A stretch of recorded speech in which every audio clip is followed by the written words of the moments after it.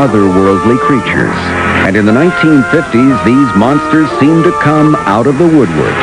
Hello, police headquarters? This is Carter. Johnny Carter. No, sure, from another planet. Saucer men with giant brains. Radioactive mutants. And Venusian vegetables. They stalked drive-in movie screens of the 50s. These black and white demons were all brought to life by monster maker Paul Blaisdell.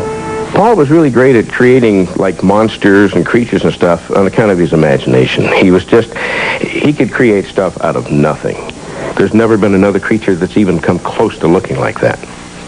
Memorabilia collector Bob Burns was Paul Blaisdell's close friend and assistant. Although Paul had been an illustrator for science fiction novels and fan magazines, he got into movies in a small way, creating this hand puppet for the beast with a million eyes. It was really neat. He just sculpted it in clay.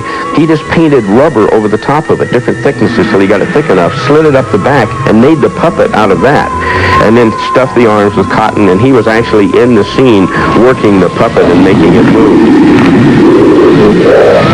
Paul Blaisdell became a master of B-movie monsters.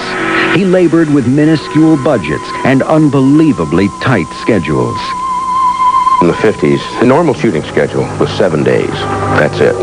That's really fast. I don't know anybody today that could build a monster as fast as he could. Sometimes he'd do them in 2.5, 3 weeks. Very fast. He was never really totally satisfied with anything he ever did because he knew he could do better if he had that one extra week. Paul always usually wore the monster suits. It was just cheaper for him to act in them, for them to get an actor to do it. He knew how to work the suits. That was just part of his deal of, okay, you build the suits, you wear the suit, and that's it. Paul's favorite monster role probably was the she-creature. The she-creature was supposed to be a lady who had regressed back in time to her prehistoric self.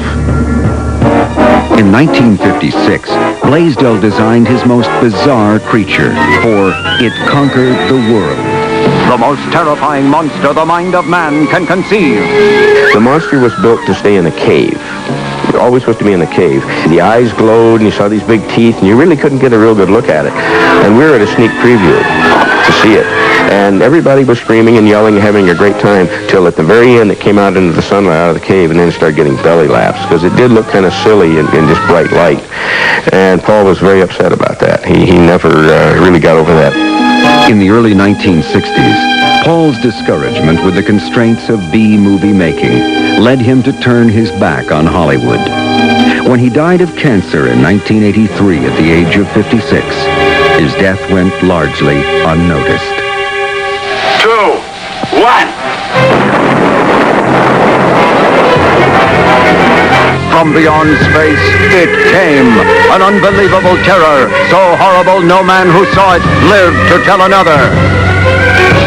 Today, the films of Paul Blaisdell are viewed by a new generation of monster fans. People seem to really like these films better now, and I think because they were like unique monsters. They weren't over-sophisticated by any means, and so people could really identify a little bit more with them, had a lot more fun.